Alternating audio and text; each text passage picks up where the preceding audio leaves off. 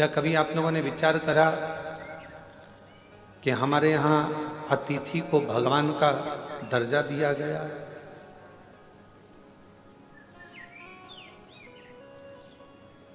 क्यों दिया गया? लिंग पुराण की एक कथा थी और लिंग पुराण की कथा में कहा गया कि अतिथि देवो भव। एक सुदर्शन नाम के मुनि हुए, ग्रस्त थे, आश्रम में रहने वाले, अपनी पत्नी अपने बच्चों के साथ अपना जीवन आनंद के साथ जीते थे। आप जितने बैठे हो, जितने भी यहाँ पर पुरुष बैठे हुए हैं, जितने भी पुरुष टीवी पर कथा सुन रहे हैं, मोबाइल पर सुन रहे हैं, या इस कथा के पंडाल में बैठकर कथा सुन रहे हैं, जितने भी कथा सुन रहे हैं, तुम भी एक मुनि हो। तुम भी कोई साधारण व्यक्ति नहीं। रहने वाला भी एक संत होता है, घर में रहने वाला भी एक मुनि होता है, घर में रहने वाला भी एक ऋषि होता है। इसलिए उसको ग्रस्त मुनि कहा गया है, ग्रस्त ऋषि कहा गया है, ग्रस्त संत। एक ग्रस्त संत। ये जितने पुरुष बैठे हैं अपनी अपनी धर्म पत्नियों के साथ में, या अन्य आए हुए बांधव जितने भी बैठे हुए हैं, जितने पुरुष गण बैठे हैं, आप सब संत हो, ग्रस्त संत, ग्रस्त साधु, तपस्वी, जो अपने घर को सब कुछ छोड़ देता है, वो नदी के तट पर मंदिर में एकांत में, और वहां बैठकर उसने अपना तप साधना, भजन, कीर्तन, स्मरण वहां किया। पर घर में रहने वाला एक पुरुष अपने बच्चों का भी पालन कर रहा है, पत्नी का भी पालन कर रहा है, माता पिता का भी थोड़ा ध्यान रखकर उनकी भी औषधि, दवाई, गोली सब करवा रहा है, और साथ में कमाने भी जा रहा है, और आते जाते समय मुख से राम नाम, कृष्ण नाम, शिव नाम, श्री शिवाय नमस्तुभ्यम कह रहा है। समझ लो वो संत ही है, साधु। नाम के मुनि ग्रस्त थे। लिंग पुराण की कथा कहती है कि वो ऐसे मुनि थे, अपने बच्चों के लिए कार्य करते थे, परिवार को संभालते थे, पत्नी के लिए भरण पोषण के लिए कुछ थोड़ा बहुत मेहनत करते थे, और खाने पीने की व्यवस्था कर कर बच्चों की अच्छी परवरिश करना, एजुकेशन कराना, उनका ध्यान रखना, घर में बुजुर्ग हैं उन माता पिता के लिए औषधि की व्यवस्था करना, साथ में भगवान शंकर की भक्ति करना। अब एक दिन सुदर्शन मुनि की धर्म पत्नी ने सुदर्शन मुनि से कहा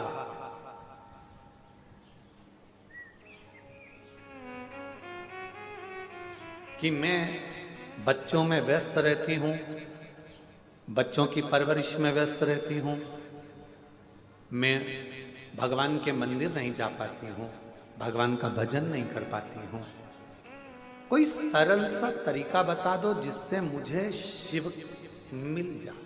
ठीक है कि मुझे किसी का बुरा नहीं करना है, मैं सत्मार्ग पर चलूं, और नियम अपने पति से पूछ रही है, कोई ऐसा बता दो, कोई ऐसा उपाय हो आपके पास में जिससे शंकर भगवान का मुझे दर्शन हो, वो उपाय बताओ। सुदर्शन मुनि ने कहा कि तुझे बच्चों से फुर्सत नहीं मिलती, दिन रात तू व्यस्त रहती है, भोजन बनाती है, माता पिता को खिलाती है, परिवार में रहती है, बच्चों की परवरिश करती है, थक जाती है, तुझे मैं क्या उपाय बताऊं?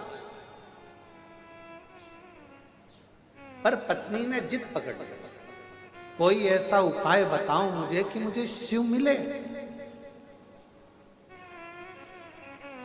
कोई भी अतिथि अपने घर में आए, उसकी सेवा दिल से करना, भोजन मांगे भोजन दीजिए, पानी मांगे पानी दीजिए, उसकी पूरी व्यवस्था करना, एक ना एक दिन तुम्हें शिव का दर्शन जरूर होगा, शंकर जरूर मिलेगा।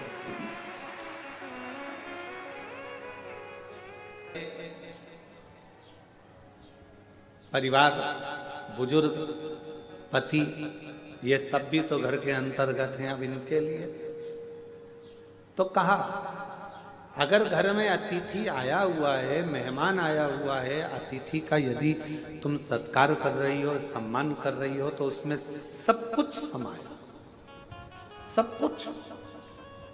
माता पिता भी उसमें समाहित हैं, बच्चे भी उसमें समाहित हैं, सर्वस्वता उसमें समाहित है। आप सेवा करो। दर्शन मुनि की पत्नी ने ऐसा नियम बना दिया।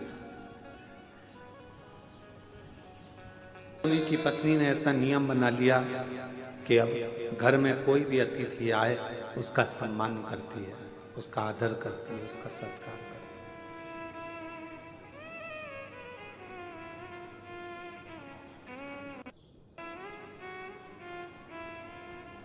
और समय निकलता गया, निकलता गया, निकलता गया।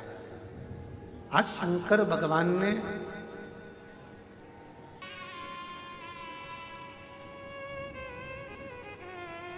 परीक्षा ली।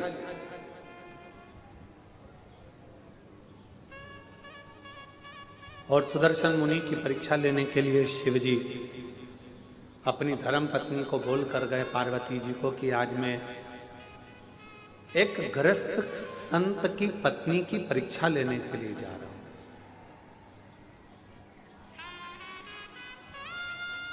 एलईडी है।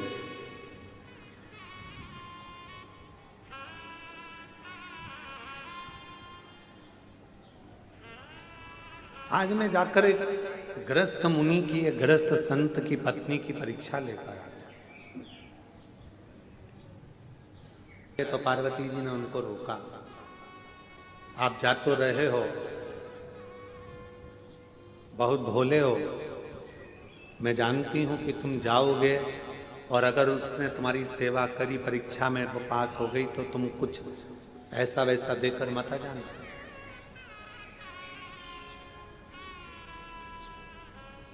तुम कुछ ऐसा वैसा देकर मत आ जाना। तुम जा तो रहे हो, मना नहीं है, पर थोड़ी सावधानी रखना। जिस पत्नी का पति बहुत भोला होता है ना, पत्नी अगर मायके भी लेकर जाती है तो साथ लेकर जाती है, शादी में भी जाती है तो साथ जाती है। जिस पत्नी का पति बहुत भोला होता है तो पत्नी को उससे भय लगा रहता है कि ये कहीं कुछ बोल ना दे, ये कुछ कहीं दे ना दे, उसके सोचना पड़ता। किसी को चिंता लगी कि तुम भोले स्वभाव के हो, तुम भोले स्वभाव के हो, तुम्हारा नाम ही भोला है। कहीं तुम उनकी परीक्षा में पास होकर कुछ ऐसा वैसा देकर मत आ जाना जैसा तुमने भस्मासुर को दिया था। एक कंगन भस्मासुर ने तुमसे मांग लिया था और तुमने अपने हाथ का कंगन निकाल कर उसको दे दिया था और कहा कि इसको पहन ले, जिस पे हाथ रखेगा वो भस्म हो जाएगा, और वो तुम्हारे ही पीछे पड़ गए। प्रैक्टिकल तुम पर कर रहा था। आज के समय में उपदेश देना बहुत सरल है। गूगल पर सर्च करना, यूट्यूब पर निकालना, ढेर सारे मोटिवेशन स्पीच देने वाले मिल जाएंगे, और मालूम पड़ता है कि वो खुद भी डिप्रेशन में पड़े रहते हैं। आज के समय में उपदेश देना सरल है, पर उस उपदेश को अपने ऊपर धारण करना दुनिया का सबसे कठिन काम।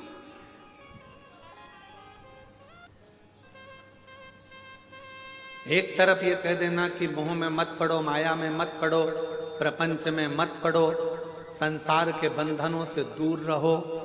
दूसरी तरफ अपने मोबाइल पर देखते रहना कि अपनी कितने फॉलोवर्स जुड़े हैं, अंदाजा लगा। ठीक है।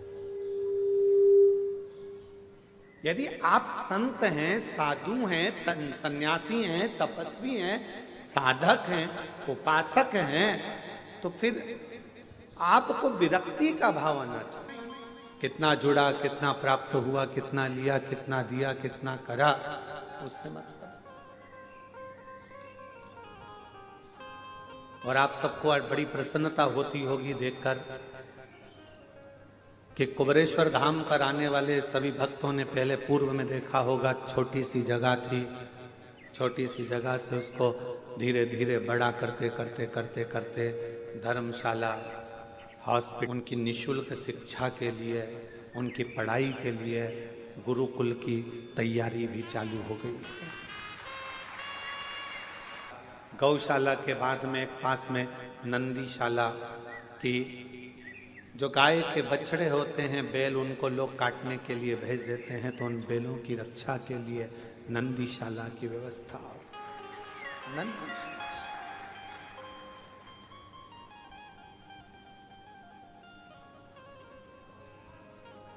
एक हॉस्पिटल की रचना शायद 15-20 दिन के अंदर उसकी भी शुरुआत आप लोग एलईडीओं के माध्यम से, आस्था चैनल के माध्यम से देख रहे होंगे। यात्री आते हैं, उनको कोई तकलीफ ना हो, उनको कोई कष्ट ना हो, उनका निःशुल्क सारा इलाज हो सके, उनके लिए हॉस्पिटल की रचना करिए। रोज, अभी तो आप लोग लाखों की संख्या में आए हो तो बड़ा भोजनशाला चल रही, नहीं तो निरंतर 35 से 40 हजार यात्री शिव भक्त रोज सुबह 10 बजे से लेकर शाम को 4 बजे तक भोजन ग्रहण करते हैं लगातार। फिर शाम को बाबा की आरती होकर खिचड़ी प्रसाद ग्रहण करते हैं। ये प्रांगण में हो रही है। ये पूरा प्रांगण तो आप लोगों की को पानी ना लगे, गर्मी ना लगे, उसकी व्यवस्था करते हुए 6 से 7 महीने में वो तैयार हो जाए।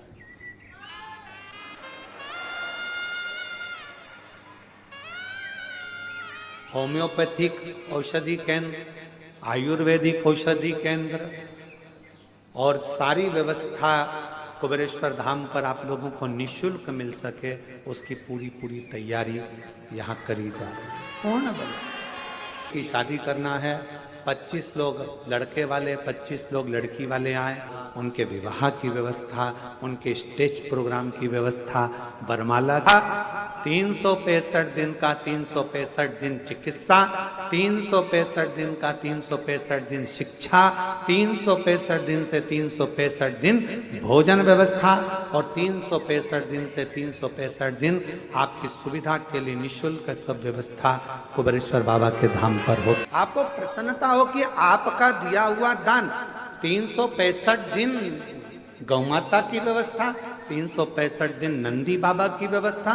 तुम्हें प्रसन्नता होना चाहिए कि तुम्हारा जो दिया गया दान है वो कहाँ लग रहा है, किस जगह पर लग रहा है, किस स्थान पर लग रहा है।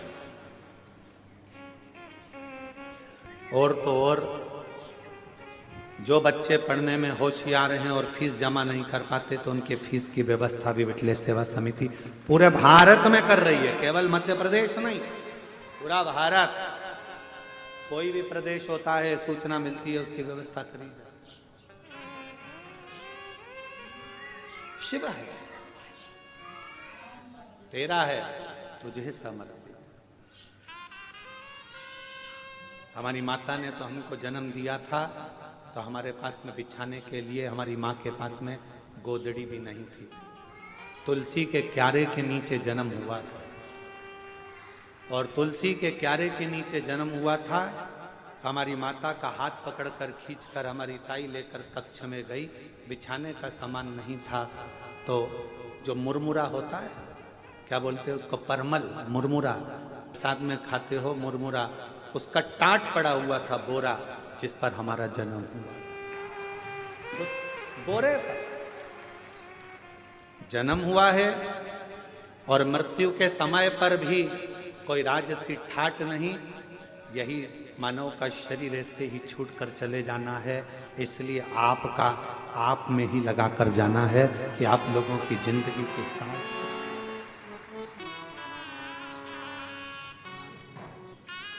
चलाने को विठले सेवा समिति तो रेलवे स्टेशन से कुबेरेश्वर धाम तक बसें भी निःशुल्क चला देते, पर गरीब ऑटो वालों का पेट कैसे भराएगा, उनका भोजन कैसे रह पाएगा, उसका ध्यान। स्टेशन पर ट्रेन आए, जब यहाँ से गाड़ियां भेज दी जाए, बसें भेज दिया जाए, चालू हो जाए, परंतु उनका पेट कैसे भरा, 2 रोटी उनको भी मिले, उसका स्मरण रखा।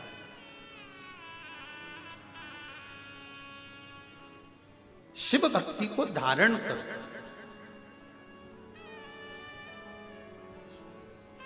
नियत अच्छी रखना, नीति अच्छी रखना और नियम अच्छे रखना। फिर दुनिया चाहे गाली दे, अपशब्द कहे, ताना दे, आपकी नीति ठीक है ना, आपका नियत ठीक है ना, आपका नियम ठीक है ना, फिर नहीं सोचे, फिर बिल्कुल विचार नहीं करना अपना।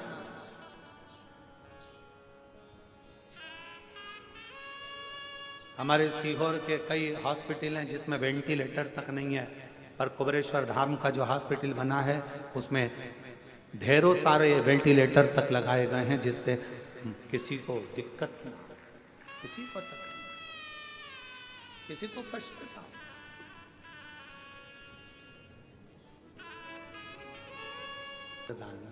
शंभु शंकर। और कितनी बड़ी कृपा मेरे कुबेर भंडारी की होगी कि एक रसीद कट्टे की एक बुक लेकर आज तक समिति का कोई कार्यकर्ता ना कभी सीहोर गया और ना किसी के गांव गया कि तुम दान देना। समिति के कार्यकर्ता केवल कुबेरेश्वर धाम पर आने वालों को और शिव पुराण में आने वाले भक्तों के लिए छूट रहती है, जिसका मन हो। सीहोर में कोई नहीं कह सकता कि पंडित प्रदीप मिश्रा के आश्रम से कोई आया और किसी ने एक कटोरी आटा मंगा, चावल मंगा, दाल मंगी या धन मंगा, कोई नहीं। हम तो पाठ कर रहे हैं, सवेरे 8:30-9 बजे पाठ चल रहा है और हमारे ललित महाराज आकर कहते हैं कि दूध की जगह छाछ डल गया। कैन भरकर 100 लीटर छाछ डल चुकी है खीर में, उसमें दूध नहीं था, छाछ थी। अब क्या होगा? तो जब वो छाछ को दूध कर सकता है तो वो दुनिया का सारा भंडार भी भर सकता है। तो कर चल। कल का जब प्रसंग देखा, वहां जाकर जब केवल बाबा का भाव देखा तो आंख से जल बह रहा था कि तू कितनी करुणा करता है, कितनी कृपा करता। कब तू दूध का छाछ कर देता है, छाछ का दूध कर देता है, पता ही नहीं पड़ता। ये तेरी कृपा। नहीं तो 2 दिन पहले छाछ तो आज की कड़ी के लिए आई थी, आज जो कड़ी बनना थी छाछ उसके लिए थी, और मालूम पड़ा वो खीर में पड़ गई। और तेल सही रखना और अपना नियम सही रखना, फिर दुनिया कुछ भी कहे, आग लगे बस्ती में, अपन रहो मस्ती में। अगर नीति सही है, नियम सही है और नियत सही है तो परमात्मा भी साथ देता।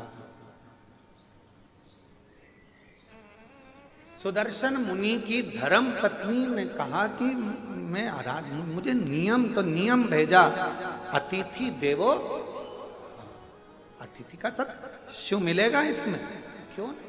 शंकर भगवान को मिलने में देरी नहीं लगी।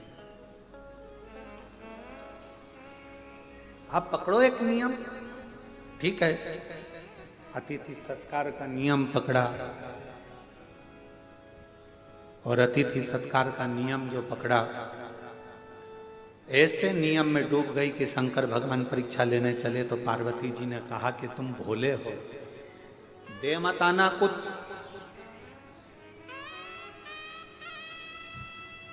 और भोला जो होता है ना, उसके साथ भोलेनाथ हर पल होता। ठीक है, अब मुझे जाने तो दे। पत्नी ने, माता पार्वती ने प्रसन्न चित्त से अपने पति को भेजा। एक दरिद्र का वेश बनाकर, मुझे तो अच्छा है। सुदर्शन मुनि की पत्नी ने दरवाजा खोला। बाबा क्या बात है, भूख लग रही है? बाबा अभी तो मैंने भोजन नहीं बनाया, पर अगर आप थोड़ी देर बैठोगे ना बाबा तो मैं भोजन बना दूंगी। बैठता हूं, तुम बनाओ। बाहर बैठने लगे बाबा। अंदर सुदर्शन मुनि की पत्नी ने उनको अंदर आसन लगाकर बिठा दिया। अंदर अतिथि भोजन बना रही है, गुनगुना रही है भगवान के नाम। क्या देखा, तैयार हुआ, इसमें एक रोटी बनकर अलग रखा दी गई है। किसकी रोटी है? गाय। रोटी अलग रखा है। खूब हंसे भोलेनाथ, खूब।